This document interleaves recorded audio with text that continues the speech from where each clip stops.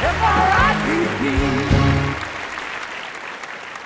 Now, in Hollywood, the opening of a movie is called the flavor scene. And I like to relate the first 3 minutes of a movie to the first 30 seconds of a speech. Just think, when you go to a movie, you see the opening, and that's when you elbow your spouse or your buddy or your friend and say, oh, this is going to be good. Now think to your staff meeting, or your report to your manager, or a team meeting, or a presentation to a service club to promote your business, which is the best way for an entrepreneur to promote. At very least, wouldn't you like the audience to sit up and think, oh, this is better than I expected? What an interesting approach. Let's look at some of the ways you can open a presentation. Robert McKee, the screenwriter, said stories are the creative conversion of life itself into a more powerful, clearer, more meaningful experience. Now, a story is one great way to open a presentation. It is not the only way. Certainly, Amanda used it yesterday, I used it this morning, but within your presentation, you need to have good stories. Think, if you are training staff, tell a story about somebody who is already doing this superbly well.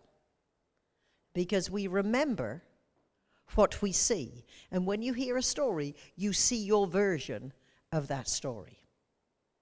If you are training people that English is not their first language, stories and examples are good ways to make it easier to understand. If you want to show a competitive edge, tell a client success story in their words.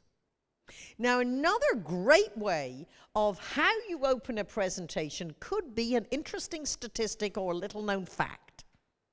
I challenge you to think, what is the audience thinking when they're walking in? I was hired to address 350 Seventh-day Adventist pastors. The subject was how to design and deliver a more charismatic sermon. Now, I would imagine even the most generous audience is thinking, she's the only person on the program who isn't a minister. How can anyone who isn't a minister tell me how to write a better sermon? I write one every week.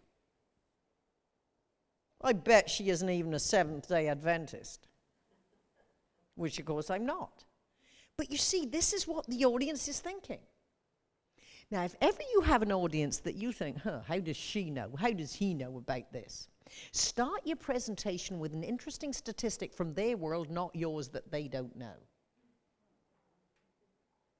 I walked out and said,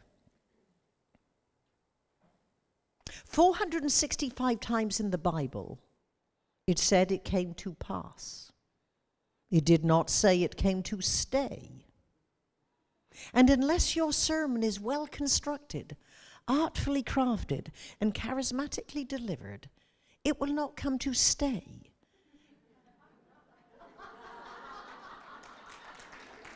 In the hearts, minds, and lives of your congregation.